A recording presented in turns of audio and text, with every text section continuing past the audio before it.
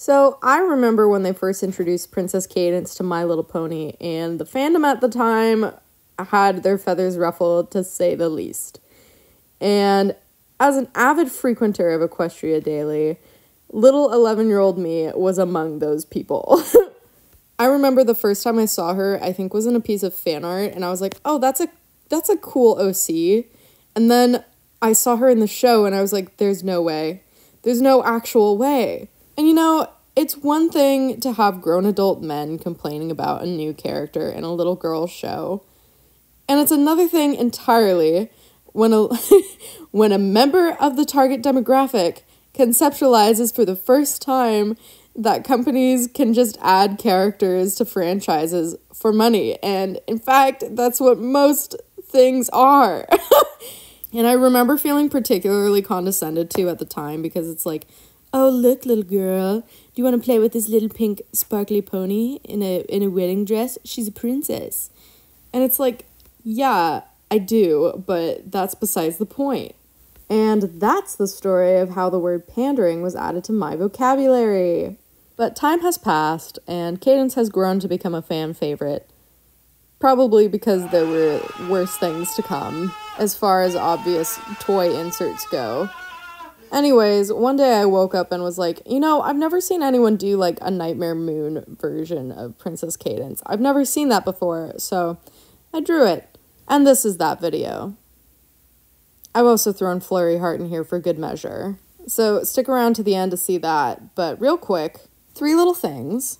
I've updated my store. It's linked below. The keychains of the main 6 dragon designs from my I Turned the Main 6 into Dragons video have arrived. So thank you to everyone who pre-ordered, and they've been restocked in my shop. So if you haven't gotten any of those, I'm going to throw them up on the screen so you can see.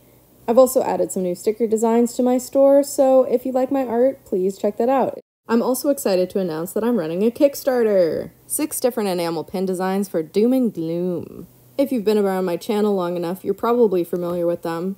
They're the 2 little animated cats that I post every once in a while. So we've got some dangly tail pins, which I think are really cute. And then Trash Bag the Possum and Precious the dog.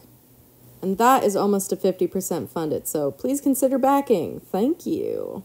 And lastly, I just want to make you all aware, this year I'm running a sticker club, so each month I send out a new design. Here's this month's design, and if you'd like to receive it, join the sticker club before the 31st.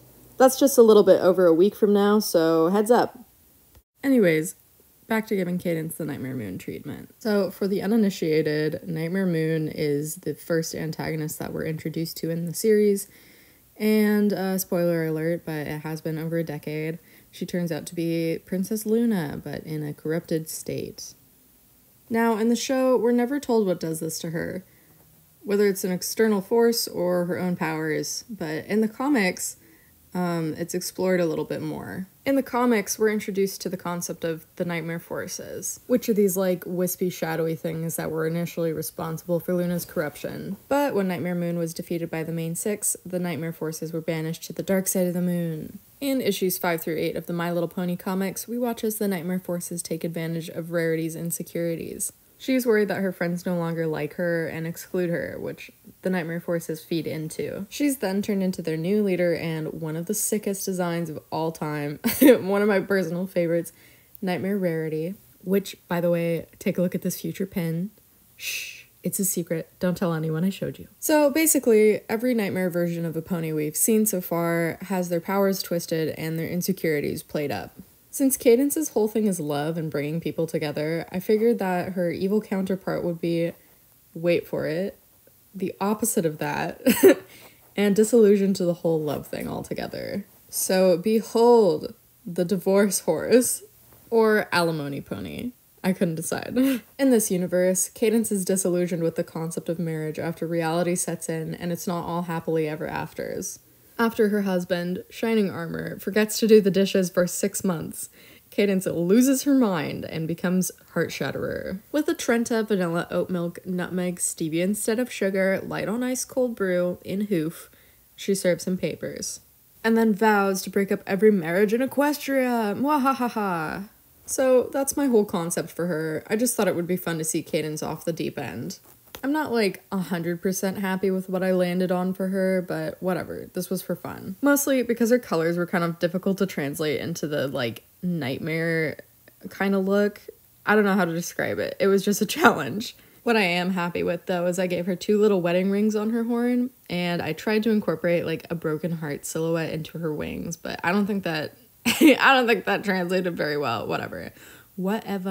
So yeah, let me know in the comments what you think of my take on evil Cadence. Did I hit the mark? Do you think I'm off? Let me know. Okay, now on to baby Flurryheart.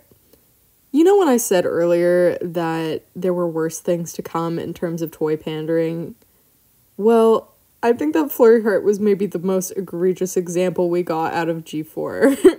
Not only that, but there was one line in the episode where she was introduced where Celestia is like, "Oh, she's the first, I've never seen this before, the first alicorn to ever be born naturally." And it's like, what? Huh? What are you? What does that mean about you then? So that raises the question, what happened to Celestia and Luna? Like, how did they become alicorns? Okay, whatever. I've filed that into the portion of my brain that it's not canon to me. I don't see it. I don't hear it. They were born alicorns. It's fine. I don't want to think about it. But I think Flurryheart is redeemed as a character a little bit in the episode where Twilight babysits her. That one was just cute. And she's got her little whammy. She loves her little snail. How cute. So after I finished Cadence, I was like, you know what? I've never seen anyone else do this before either, so it would be fun to see.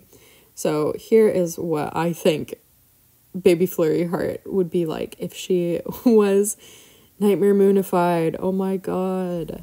So let's say Flurryheart has just had enough one day. She's been asked to eat broccoli 1 too many times and has missed 1 too many naps and is now over the edge. And in a fit of rage, she throws her little broccoli bowl off the high chair, and then boom, she becomes Tempest Tantrum. And listen, I know we've already got Tempest Shadow, but whatever, I'm working with what I've got, okay? So listen, we've already got this overpowered baby who has alicorn magic, and she weighs like 5 pounds, okay? But now imagine that, angry, and her mane is a gale that whips things around. A toddler tornado, if you will.